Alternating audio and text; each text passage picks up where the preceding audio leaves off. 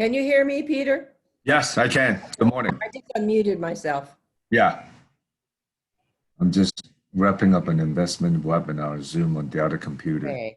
Well, we got 10 minutes anyway, 7 minutes. Oh yeah. Susan was on and then she left. I don't know where she went. You're not together? No, she's up in Mesa with Spencer for a golf tournament, AJGA tournament. Oh, she's up in, okay. Yeah, she's giving me an update. He just sank a 20-foot putt. On, Oh, you're kidding. I thought You for a see that birdie. thing I 2 know. weeks ago when he shot, when he did that 36 or 46-foot putt? Oh my God. Yeah, and I watched a little bit of US Open this morning because Oh, is this open starting this morning? today. Yeah. Today. It's our first round. Yeah. Better. Tiger was 2 over and then he got to 1 under. Woo. Who is 1 under? Tiger was 1 under. Tiger's playing? He is playing, yeah. Okay. One of the amateur kid in from Georgia, he's leading for a little bit before Rory took over.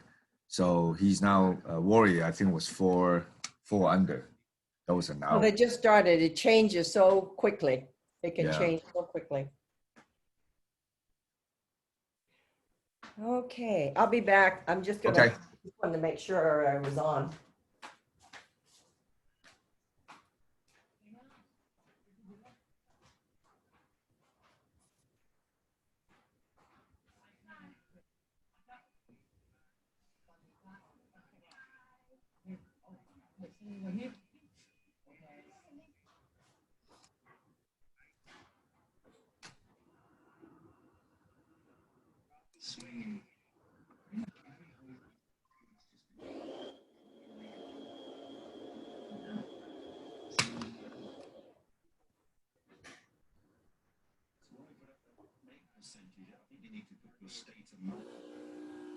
If you're feeling good,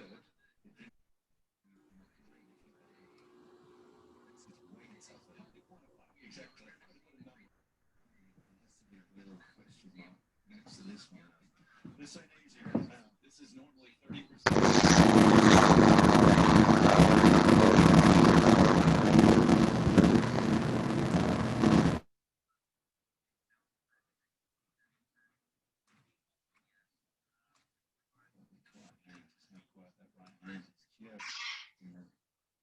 Can everybody hear me? Yes. Yeah, I've muted. When we start, we'll mute everybody for a little bit, and then I'll end with some instructions. So bear with.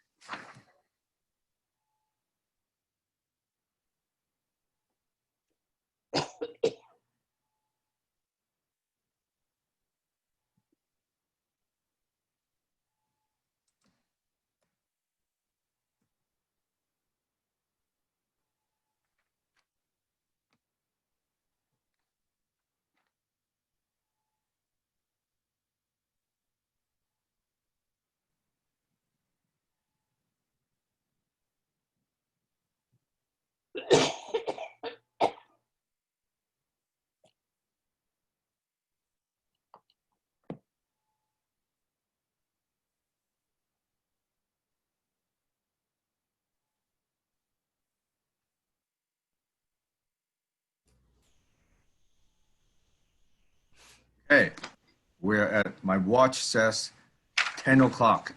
So I just muted everybody for now. And then I'm going to give you some directions. Can everybody hear me okay? Okay. And then I'm going to give everybody some directions. There are still people joining, so to multitask here. I got two computers with two different Zoom sessions going on, and then I'm trying to admit everybody as soon as come on. So anyway, I wanted to wish you all a great morning. I think it's getting to be 100 degrees out here in Tucson again. Yesterday was 102. I do if it even broke a record, but I think if it didn't, probably most likely very close to it. I'm Peter Chan. I'm the president of Tucson Chinese Association, which operates the Tucson Chinese Cultural Center.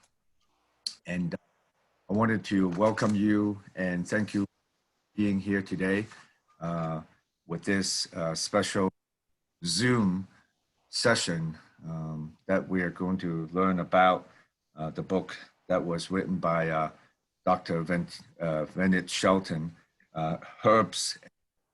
And you'll hear from her in just a couple minutes. But let me read you allow me to read a short bio on Dr. Venit Shelton. She's an associate professor of history at Claremont McKenna College. She earned her PhD in history from Stanford University and was an assistant professor of history and environmental studies at Reed College prior to her present position.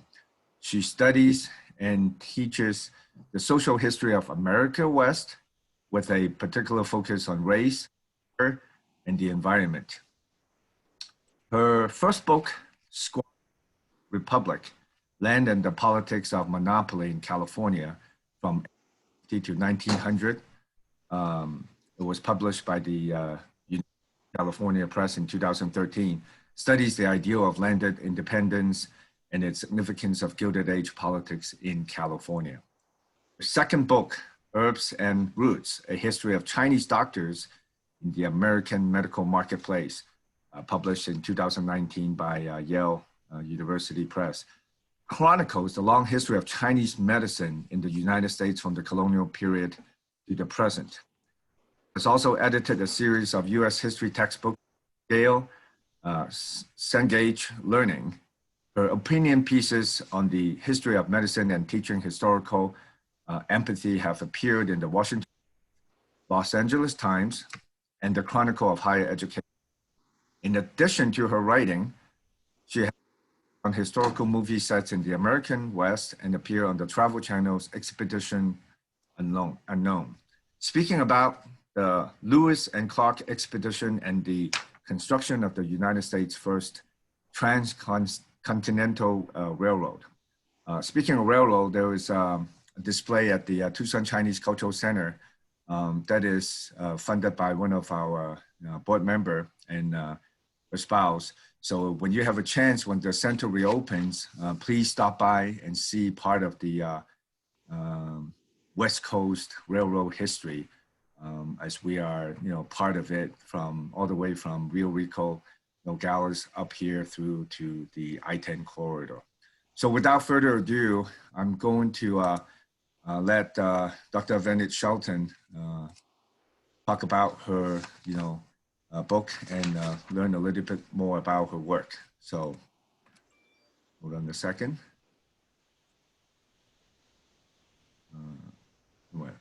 Oh yeah, there you go.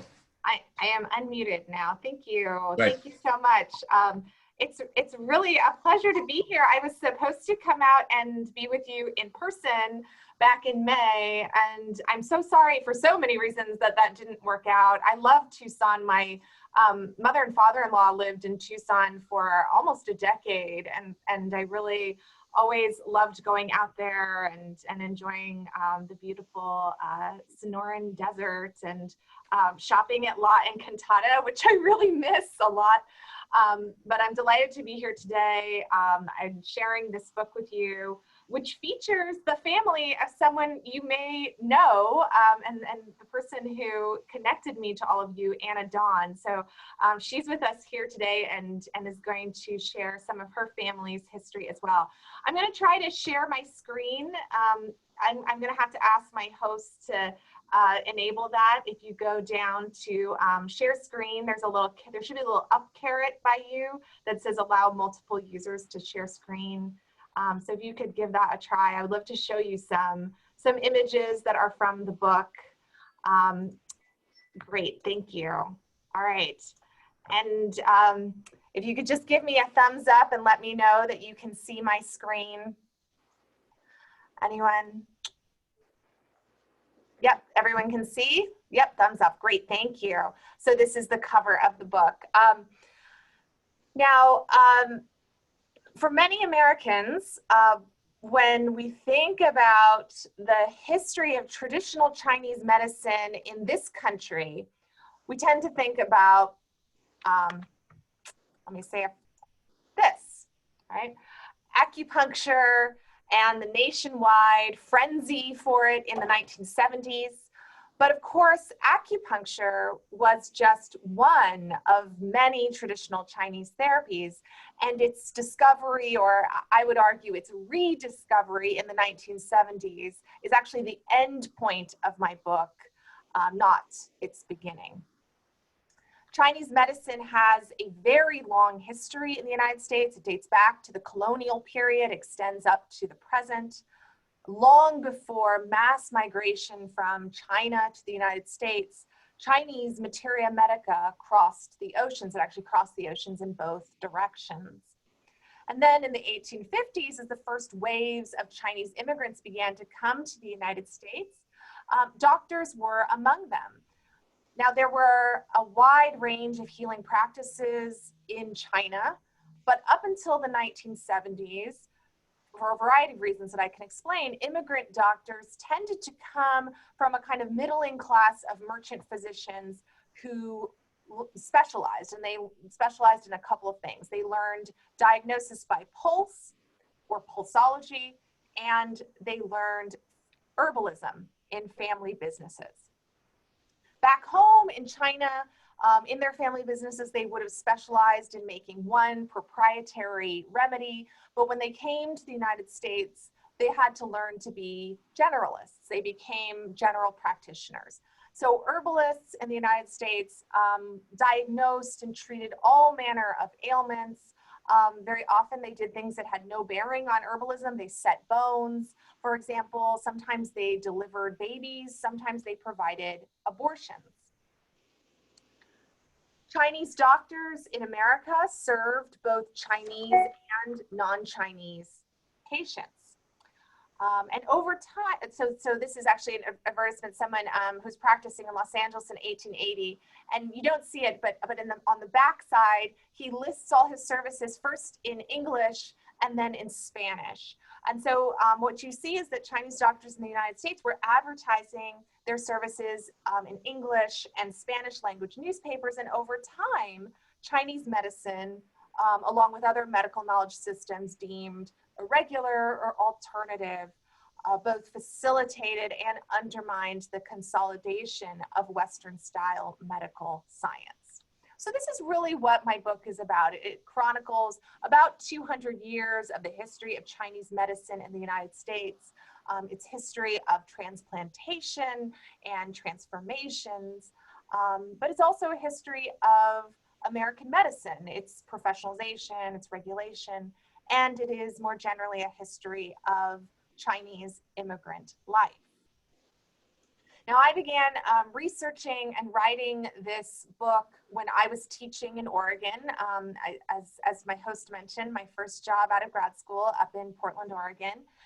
And just about anyone in Oregon eventually becomes familiar with this fellow, Dr. Ing He, who practiced medicine from 1888 to 1948, so very long career, at this pretty remarkable apothecary called Kamwa Chung, way out in eastern Oregon in a town called John Day, very rural, very impoverished, actually, part of that state.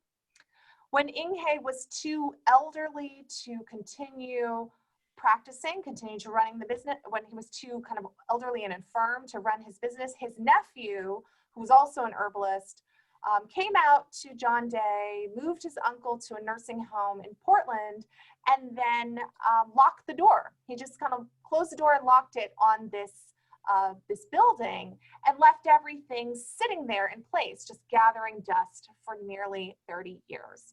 So this is a picture of Inge when he was older, outside of his business. And then in the 1970s, the state took control of the property, and when they opened it up, they discovered this treasure trove of historical artifacts. It's a little like Tutankhamun's tomb, you know, tins and jars and boxes, company records, personal papers, personal effects, and so forth.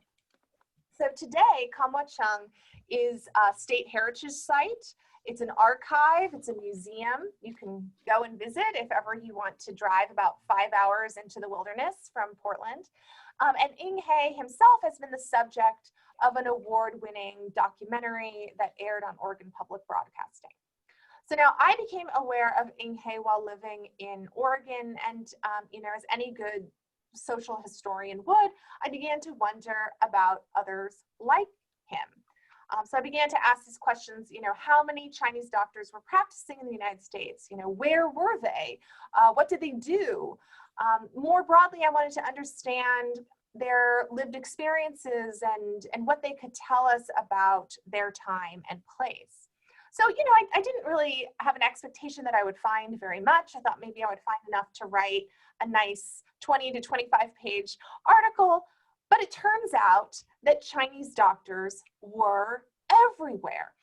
Everywhere there were Chinese people, there were Chinese doctors. They were in every state of the Union, as well as Canada and Mexico.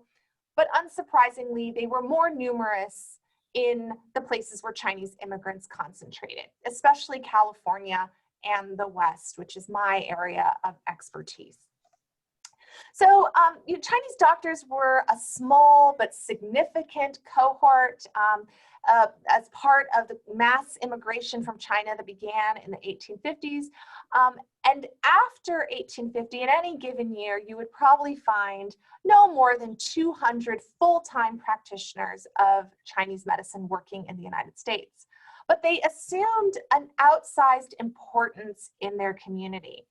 They were, of course, healthcare providers, they were educators, they trained their children and extended families in traditional practices. This is the picture from the cover of my book, and I just love it because you can see kind of peeking out in the doorway this little boy, you know, so I think this really emphasizes the way in which these were family businesses, right? Multi-generational, sometimes family businesses.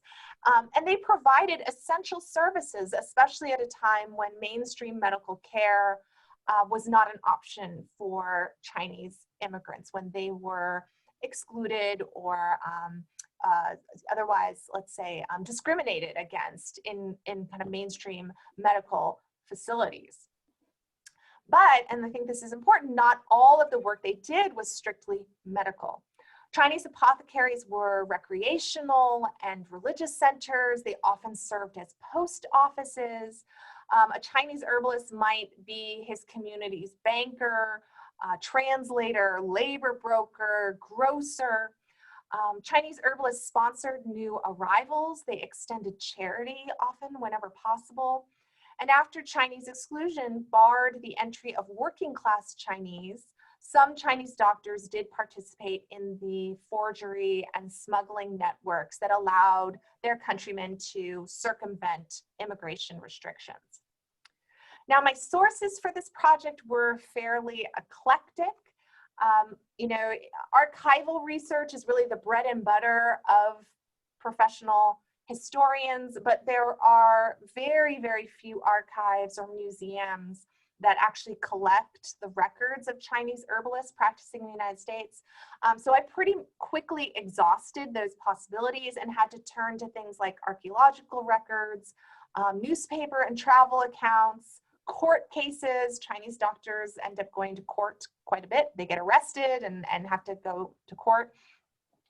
But a lot of what I had to work with were print advertisements in Chinese, in English, and to a lesser extent in Spanish. So this is the earliest example I have found of a Chinese doctor advertising his services in the United States. And if you look down at the bottom, I've highlighted the date, right? So this is April of 1799. In April of 1799, an advertisement ran in a Harrisburg, Pennsylvania newspaper. A man identifying himself as Chinese doctor, Dr. John Howard, announced that he was seeing patients at his home on 2nd Street. Howard claimed that he had come from Canton, so present-day Guangzhou, and he promised to treat a range of ailments with herbs and roots that he had imported from China. His advertisements ran in the Harrisburg newspaper through the spring and early summer of 1799, and then he moved to nearby Carlisle and continued advertising there through the fall of 1800. I believe that John Howard was the first practitioner of Chinese medicine in the United States, at least the first to advertise his services in English. But who was he? Was he in fact Chinese? We do know that Chinese men and women did travel abroad and often at great distances prior to 1800. They went to Europe, they went to India, they went to other parts of Asia, as well as to Mexico and Hawaii. But relatively few Chinese migrants went to the United States or the British colonies that would become the United States. In fact, their presence there went unrecorded until the 1810s, when a few religious students and domestic servants began to appear in the written record. So John Howard, if he was in fact Chinese, would have preceded those men's arrival by more than a decade. John Howard very well could have been an American pseudonym that he adopted because it was more easily pronounced and remembered by his English-speaking clientele. And that was something that later generations of Chinese herbalists did do quite frequently, adopted a pseudonym. Right? But the honest truth is I know very little about him. I could find very little about him. He may not have been Chinese at all. He might have been just someone who spent significant time in China, either as a foreign merchant or as a missionary. He did not appear at all in the 1800 census for either Harrisburg or Carlisle, nor other public records, aside from a few mentions in newspapers and a medical journal. When a Connecticut newspaper announced the opening of his business in 1800, it listed the many diseases and afflictions he cured, and it praised his ability, called him a descendant of Galen and Hippocrates. But the announcement really said nothing about Howard's nativity. If he were in fact Chinese, the Connecticut newspaper did not think that that was important enough to mention. So the idea that someone in South Central Pennsylvania would be practicing Chinese medicine was in fact not very surprising for people who lived in that time and place, because in 1800, 50 years before mass immigration from China to the United States began, Americans were to varying degrees already familiar with Chinese medicine. Americans in the colonial period and early republic descended from a European world with a long-standing curiosity for all things Chinese, including traditional Chinese medicine. And in early America, among the educated elite, there was a great appetite for information about China, its philosophy, its history, and also its medical practices. In the 19th century, in the second half of the 19th century, Chinese herbalists were still advertising in English, and they were borrowing advertising strategies from makers of patent or proprietary remedies. These included things like very conventional display advertisements in newspapers, longer form advertising booklets, as well as, and these are my favorites, these are trade cards from Kam Wah Chung. So Chinese doctors in this era particularly targeted non-Chinese women, both English and Spanish speaking, in their advertisements, as we can see in this example. Throughout the 19th century, American women were the major consumers and practitioners of what we think of now as irregular medicine. And the American popular press often portrayed women as overly susceptible to what they called Oriental quackery. But the press really failed to recognize the ways in which Western-style medical science failed to meet the needs of female patients. Chinese medicine, I argue, likely appealed to women on a number of levels. Maybe the distance and discretion offered by Chinatown offices was important to some, but perhaps more importantly, the prevalence of herbal remedies and non-invasive procedures in Chinese medicine might have been attractive to women otherwise facing the prospect of really painful and dangerous gynecological surgeries. So these business cards from the 1910s advertising Kamwachang aimed to sell not only, as it says here, right, medical herbs, groceries, Chinese goods, and general merchandise, but also a vision of modern, affluent femininity. So each card, and this is just a sample of them, each card portrayed a white woman, Dorothy. I don't have an image of this one up here, but there's one of one named Dorothy who is kind of gaily ice skating. This one, here's Mildred here tipping her hat. Margaret has this, you know, very fancy, like draped silk wrap. And here we have Clara with a fur trimmed coat. These were not images of the Eastern Oregon ranching and farm wives who patronized Kamwachang, but maybe they were representations of what they aspired to be. Now, aside from print advertising, my other major source for this project were interviews with the American-born children of Chinese herbalists. For example, your neighbor, maybe someone you know, Anna Dawn. And I'm going to show a picture of her parents, Chan Du Sung and Aster Lee. This is, neither of these children is Anna. I'm not sure which of your siblings these are. Who are these siblings, Anna? These are your older siblings, right? It's my sister and my older brother, Lyman. Yeah, outside of the family business. So I'm going to turn this over to Anna now to tell the story of her parents.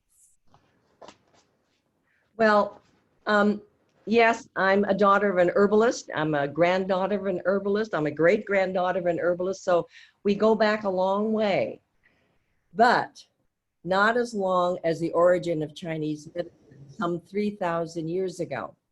I remember my dad relating the story of the Yellow Emperor, who had an extensive garden. From it, he would take various herbs and roots, flowers, and brew various teas. And then he would note the effects that these teas had on the body. So from these observations and through the centuries, we have today this historic compilation of the curative powers of herbs. Well, my dad came from China in 1916 as a student, legally, because at the time this was the Chinese Exclusion Act kept people from China coming over unless you were a student or a merchant. And he was 18 years old, and he apprenticed in herbalism with his uncle in Oakland, California. And this uncle was really ahead of his time because he had several nephews that he trained so that they could establish satellite offices of the Chan and Kong Herb Company. So when my father was ready, he did just that. He ran one of the satellite offices for my uncle. But love intervened. He met my mother, who was born in San Francisco, and he courted her, taking her boating on Lake Merritt in Oakland. They married on May 29, 1922. Eventually, after working for my uncle for several years, my dad decided to strike out on his own. From 1928 to 1940, the Chan family was on the move, from California to Washington to Colorado to Idaho, and finally to Tucson, Arizona. My first three siblings were born in San Francisco. I was born in Yakima, Washington. One of my younger brothers was born in Walla Walla, Washington. Another was born in Twin Falls, Idaho. So my brother Edward was able to document all of our travels by the school report cards that he kept. I relate this travel history because Dad was not the typical herbalist who settled in just one community and served the Chinese community. He had a big family, and if he couldn't earn enough in his herbal practice to take care of us, he wouldn't hesitate to move. His clientele were non-Chinese. He always told me that if you could speak English and communicate, you never have to fear and accomplish anything. He obviously believed that. There were cities where he was very successful, and we would have Saturday night shopping sprees in town, and Dad would take us on trips. In other cities, Mom would feed us juk, which is a rice gruel, just to stretch our food budget. We kids, unknowing of our parents' economic circumstances, loved juk and never knew it was a survival mode that Mom was using. Typically, in searching for a new office, Dad would bus to a prospective city and find the local Chinatown, if there was one, where he would introduce himself and inquire about the new city. If he liked what he heard, then he'd find a suitable house where we would live and where he would practice his herbal medicine. And then he'd go to the local newspaper and submit these ads, such as you saw that in the previous presentation with Tamara. Then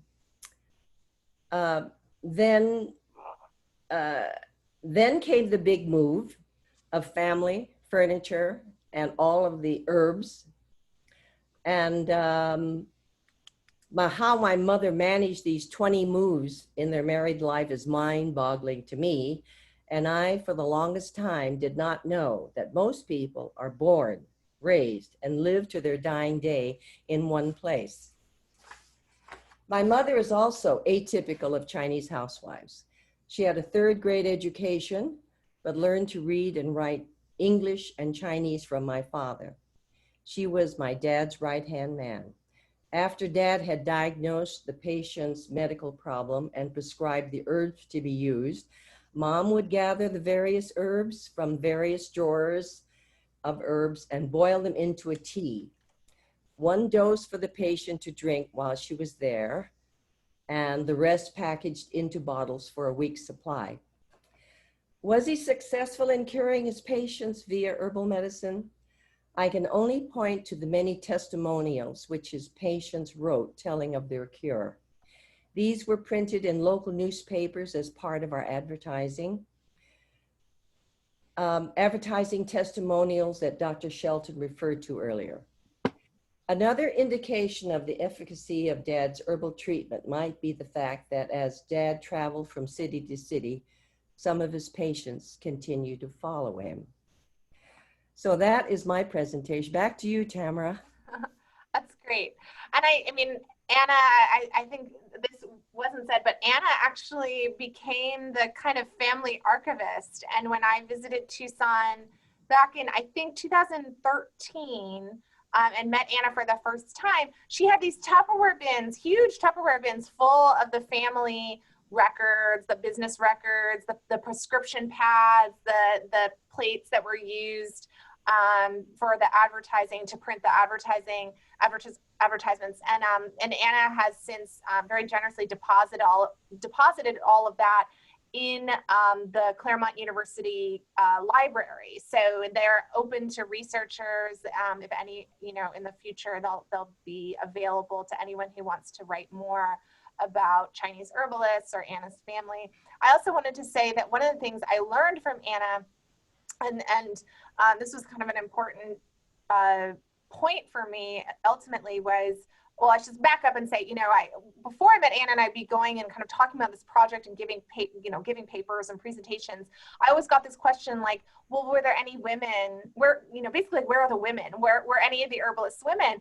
And I would always say something like, well, Chinese culture, mostly they're men, and I haven't really found any women. But then when I heard Anna's story, I started to realize there are women. There are all of these wives and sometimes daughters. They're just not working in the front room. They're all working in the back room, compounding prescriptions, and they're not the names that are on the advertisement. They're not the people who are necessarily interfacing with the patients, but they are this integral part of the business. So talking to Anna really kind of opened my eyes to the whole world of the back room. And now, you know, I kind of went forward and found so many more women who were working essentially as pharmacists, you know, and sometimes getting more involved in that and actually working as practitioners and doctors. And so that was for me a really important turning point. So thanks, Anna. And I just wanted to kind of go forward a little bit and tell you more about the book. Not too much more because I do want to leave time for questions.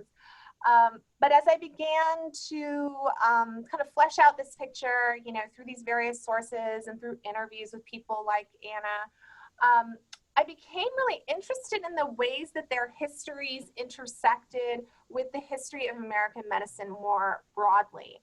So while this is a book that begins way back in the 18th century and it ends in the late 20th century, I'm really mostly interested in the late 19th and early 20th century. This is an era that historians usually call the long progressive era. It was a really critical time for the history of Chinese and the history of medicine in the United States. So I think it's been mentioned a couple times now, Anna mentioned it too, right? In 1882, Congress passed its first Chinese Exclusion Act, which prohibited working class Chinese from entering the country. And it caused a decline in Chinese population over time. A shrinking stock of those co-ethnic clientele may have compelled Chinese herbalists to cast a wider net.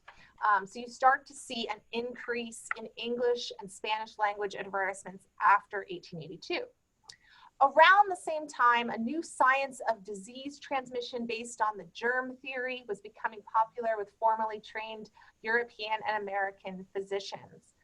Beginning in the 1890s, the American Medical Association, the AMA, still very much with us today, began to partner with state and local governments to standardize medical education and licensing around the principles of the germ theory of disease. So the AMA was really attempting through that to monopolize the American medical marketplace and drive unlicensed doctors, including the Chinese, out of business. They began to promote these new licensing exams that concentrated on their approved version of medical science and pharmacology. And they championed new laws that imposed fines and jail sentences on doctors practicing without a license. You might recall earlier I mentioned I have a lot of court cases and arrest records. It's because Chinese doctors kept getting arrested for violating these new licensing laws. And so this was the moment that Chinese doctors became increasingly active in the American medical marketplace. You might be thinking to yourself, this is not a good time to get involved in American healthcare business. And indeed, anti-Chinese racism prevented nearly all Chinese herbalists from sitting for licensing exams or otherwise securing the legal right to practice. So, you know, they practiced without a license and they faced all the consequences of that. Now, it can be really difficult to square the popularity of Chinese herbal medicine, its widespread consumption amongst American patients with prevalent anti-Chinese racism. Throughout the 19th century, Americans embraced Orientalist perceptions of Asians as backwards, as barbarous, and effeminate. As also, and this is what these images show, as disease-carrying, as filthy. And all of these stereotypes, all these prejudices justified exclusionatory and discriminatory practices targeting Asian nations and immigrants. What we see in the record is that such racist thinking extended to the realm of Chinese medicine. Attacks on Chinese doctors in English language media frequently ridiculed their practices as backwards, as unscientific, and public health officials unfairly identified American Chinatowns as sites of contagion and Chinese bodies as disease vectors. Yet scientific medicine's monopoly on the medical marketplace was far from complete. And what I argue is that Chinese herb businesses flourished in the spaces where regular doctors had not yet consolidated their control. So I argue that for American patients skeptical of modern medical science, criticism of Chinese medicine could also constitute its allure. In the book, I detail how Chinese doctors' advertising effectively self-orientalized, right? In their advertisements, they were effectively self-orientalizing. They were playing on their Chinese, non-Chinese patients' racialized expectations of Asian cultures in multiple and sometimes contradictory ways. And they overcame anti-Chinese racism by embracing and perpetuating anti-Chinese racism. Now, my book ends with a history that is still very much unfolding.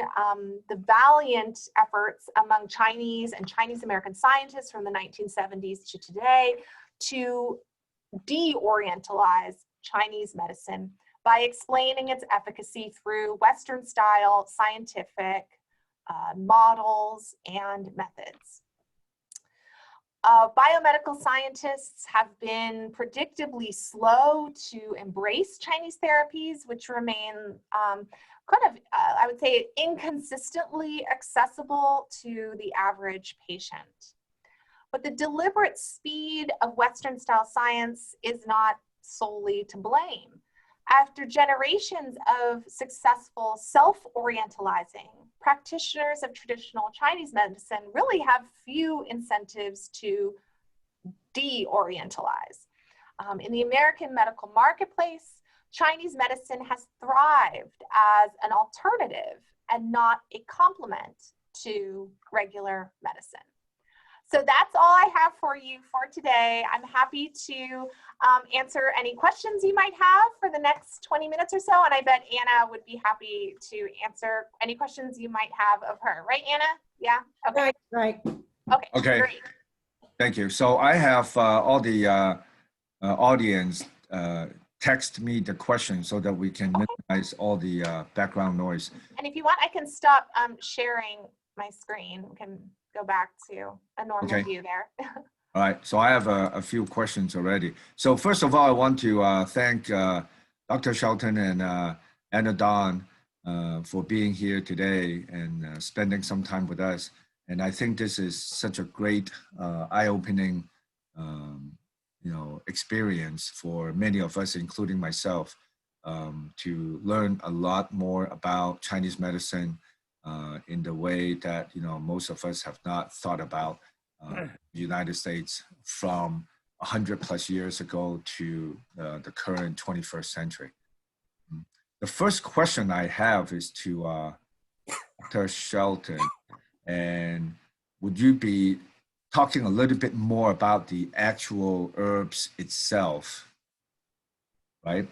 And then another question from another participant is, what is the source of these Chinese herbs used? Were they able to grow these herbs in the US, or were they able to discover some of the herbs native to the US for different type of remedies? Great question. So when I started this project, I started research for this project back in 2011, and I was living in Oregon, and I was working with practitioners at the Oregon College of Oriental Medicine, and they told me two things when I started. They said all of the herbs, all the botanical, zoological, mineral ingredients for these remedies were sourced in China because of the specificity with which everything needed to be procured, harvested, cultivated, whatever, right? So if you're familiar with traditional Chinese medicine, you know that it's various component parts. It's not just about like a specific species of plant or animal or whatever. It's actually about where is it growing, under what moon is it harvested, at what time of year, like there are all these very particular ways that traditional herbalism thinks about procuring its material. So I was told that. I was also told you will never find a Chinese doctor performing an abortion because that's antithetical to the principles of traditional Chinese medicine. So that's what these practitioners at the Oregon College for Oriental Medicine told me I would find. That turns out to be not true. So Chinese doctors did procure most of what they sold in China, for just those reasons I said, and they would be harvested or otherwise procured and then dried or otherwise prepared for long distance shipping, sold to wholesalers, and then sent to San Francisco. And from San Francisco, they were distributed really widely. So that was most of what they had. But the fact of the matter was, the supply lines were not always sufficient to stock these businesses. So a lot of herbalists started experimenting with substitutes. Very often they experimented with what was locally available. So you see some swaps, like instead of like a particular species of Chinese snake, they'd use a rattlesnake. Instead of tiger bones, they might use bobcat bones. There's a lot of foraging nearby or growing their own. They end up growing a lot of things locally, like ginkgo biloba and a couple of other things that are frequently used. So, and this is accelerated during World War II and right after World War II, when there was an embargo on goods shipped from communist China. Chinese herbalists who wanted to stay in business had to find different ways of substituting. There were ways of circumventing it. I talked to one, a son of a Chinese herbalist who lives in Los Angeles now, and he was a college student in Los Angeles in the 50s when there was an embargo on Chinese goods. And he became a smuggler. His dad, who was in Macau, would ship him, as long as he would ship him little boxes under 20 pounds. And if it was under 20 pounds, it wouldn't get inspected at customs. And so he would ship him like box by box supplies. And then this college student would take the bus from his dorm down to Chinatown in Los Angeles and sell like 20 pounds worth of herbs to the herbalist there. So I thought that was a great story. He wouldn't let me include that in the book. He told me I didn't have permission to write it in the book, but I just tell it to people, and I trust you all, keep it to yourselves. So Chinese herbalists were doing a lot of local substitution, for sure. Okay, this question is for Anna. One of the participants asked, where was your dad's store? Was it in downtown Tucson? Oh, on Stone Avenue and Helen, right across from where Pima College is now. Roosevelt School was across the street, and I went to Roosevelt School. My mother used to do, when we'd have the PTA fairs, she'd do all the hot dogs, and we'd carry them over to the school to sell. So right by where the Gold's Gin. Where Lee's liquor store is now. Right, exactly. Yeah. That's where we were. Dad always found a house. The front part was where the reception room and Dad's office, and then the rest of us were kind of in the back behind closed doors. You know, you never saw all the 6 kids behind the closed doors, and the front. You know, the minute a customer or a patient came in, we vamoosed to the back. Yeah, there's a follow-up question to you too, Anna. They ask, did your dad or your family grow some of the Chinese traditional medicinal remedies, you know, around? No, he did not. In fact, when he couldn't get, as Tamara says, during the war, we couldn't get any more herbs from China. So he had to close up shop. He used all the herbs that he had, and then we had to quit. So that was the end of his herbal business, like in 1940, 41 or 42.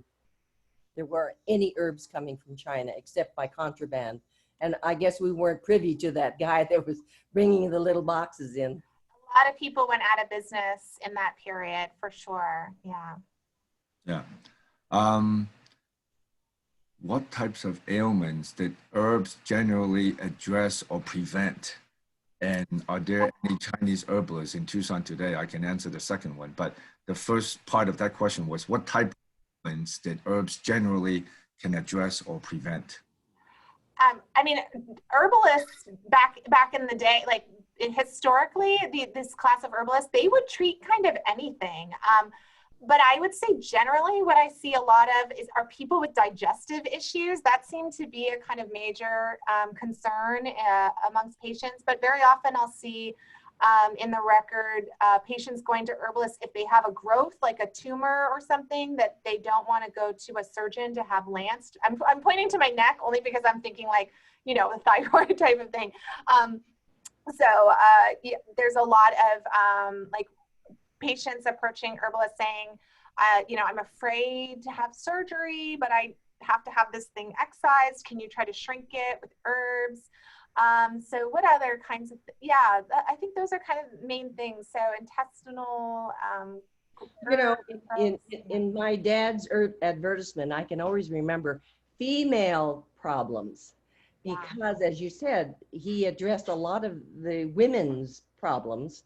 And I can remember distinctly in a female problem, do you have female? So I don't know what that meant. Yeah, I mean, it definitely could mean things like cancers, right? Gynecological cancers, regulating menses, so women who have irregular periods. Sometimes I'll see, this is a euphemistic way of saying this, but interrupting menses, which is actually for terminating pregnancies. So yeah, Chinese doctors definitely did a little bit of everything. And I don't know what the other question had to do with Tucson. Yeah. Yeah. So is there herbalist? There is a herbal store in Tucson, Young Herbs, which is on Broadway, and they moved from between Tucson and Country Club on the north side of Broadway to the south side where that ice cream store used to be or still is. Never been there, Peter. Have you been there? Oh yeah. I've known them for a long time, and they have a Chinese medicine doctor that comes once a week. I don't know if they still have somebody coming once a week, but when I went in, it kind of reminds me when I was growing up in Hong Kong, either grandma or mom will always make me drink some Chinese medicine. It's always dark and black and bitter. So, you know, they have, you know, this Young Herbs, you know, have all the ingredients, all the remedies and the herbs that you can go either with a prescription, or if you know what you want, you can go pick up the ingredients that you need. So it's on Broadway. It's called Young Sung, YONGSHEN Herbs. So it's on Broadway and between Tucson and Country Club Boulevard. One of the herbs that was grown in the United States, Tamara, is ginseng. Will you agree with me? Ginseng is one of the main herbs that is grown locally in the United States instead of importing it from China. Mm-hmm. Yeah, another thing I wanted to add, Dr. Shelton mentioned ginkgo biloba. For the longest time, I don't know what ginkgo biloba is. I only know growing up in Hong Kong and, you know, in the Far East, it's called bak go, which is white fruit. So ginkgo biloba is, of course, the clinical name, right? So I know for a fact that there are ginkgo trees here in the United States because I think this is back east, either in Brooklyn or, you know, one of the five boroughs or whatever. There are Asian people, I think they're probably Chinese. They were picking up the ginkgo biloba on the street because they have ripe and fallen on the street. And some of the non-Asian people are, why are these Chinese people picking up these white nut type of a fruit? Well, it's ginkgo biloba. It's expensive and it's good to put it in what Anna was saying, the joke and the porridge, or to use it for any type of other remedies that you can use in a prescription that can make you feel better. And I know that help calm your person if you cannot go to sleep, and, you know, make you a little bit more calmer. So I have a whole barrage of questions. So let me kind of read through that. Somebody just said they have a huge ginkgo biloba tree in Baltimore. So they're pretty. The other tree that's really common here is Ailanthus, which I think is commonly called stinking nightshade, I think. And I can actually see one. I'm in my office, and I can actually see one from my office window. They're invasive species in the West, and they were propagated by the Chinese for the purposes of medicine. Chinese railroad workers were kind of propagating them, and then they spread. So yeah, same thing. Question from Dr. Zhang Hu on UFA campus. He was asking in the early days when the Chinese practice religion, do they have any connections with practice of religion and medicine, or if they do they worship and practice, together, or it's totally separate? So, yeah, I mean, traditional Chinese medicine includes what you might think is like talismanic or like temple doctors, a lot of fortune telling, and that does come to the United States. There are a lot of doctors who have that as kind of a secondary, like side business where they'll prepare certain objects that are considered to be useful in healing. I mean, traditional Chinese medicine, I think it's not as, I guess, dichotomous, right? And sort of separating, this is science, this is the realm of science, and this is the realm of spirituality. Traditional Chinese medicine doesn't really perceive of those as being separate categories. So the origin of your illness might equally be germs, right? Like these sort of microorganisms carrying disease, or it might be demonic possession. And so not very many of the people I write about had that as their sort of main business, but there are plenty in the US, there are plenty of temple doctors, there are plenty of sort of religious practitioners who are doing healing too. Okay. There was a question. Did the Chinese bring fruit to the US? Was it medicinal? Did they bring what? Jujube? Yeah. Was it medicinal? Are you talking about Hongzhou? I don't know what jujube in Chinese is. I know what Hongzhou. It's in Hongzhou Hongzhou. is red date, right? Yeah, Hongzhou. Okay. I don't know. Anna, do you know? I don't know if it's a Chinese tree or not, but I know that we used a lot of Hongzhou jujube. We eat it. But Yeah, I don't know. You can dry it. You can eat it off the tree. But I think what needs to, this is a whole new realm to speak of, but Chinese herbal practice is really basically living a balanced life. Things that you eat influence what you are. Like, hey, how would you say that? Too much fire. Don't eat you're right. food. There's it's a balance that we live in. Too much fire and too much cold or whatever it is. And no KFC. Yeah. So that's the whole thing of Chinese dietary practices, which is part of Chinese medicine, I think. Right. Food is medicine, right? I mean, that's Yes. the expression, your food is your medicine. So there's, again, there's not that kind of dichotomous thinking. I think we're in Western style medical science, we're very accustomed to kind of like, well, there's this category called medicine, and then there's this category called food. But in Chinese traditional practices, they're all kind of integrated. Then, so aside from receiving herbal remedies, what other type of healing procedures were being done? So very often they were doing kind of minor surgeries, like so I do have examples of doctors who would do some excisions, would do surgical abortions. They were bone setters. A lot of them who were, especially those who were working in rural areas where people were working in mines or working in timbering and very hazardous and very physical jobs. They ended up learning quite a bit of how to perform the kinds of services that people in that kind of physical labor needed.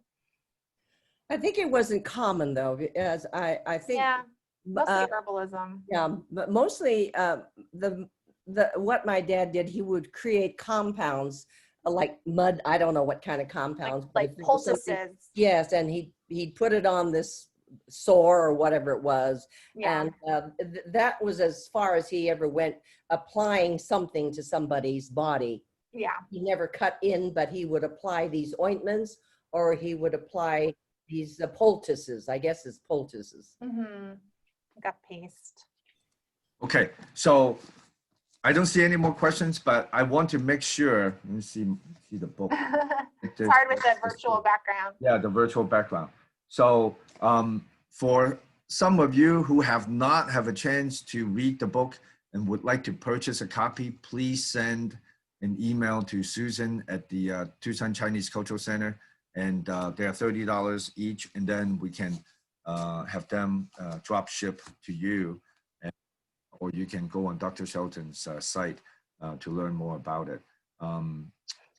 Let me see, I don't think I see any more questions. And I know, and again, I want to thank Dr. Shelton and Anna being on here today and sharing with us these topics about Chinese herbal medicine and, you know, the book that she wrote, which, you know, I know a lot of time went into it.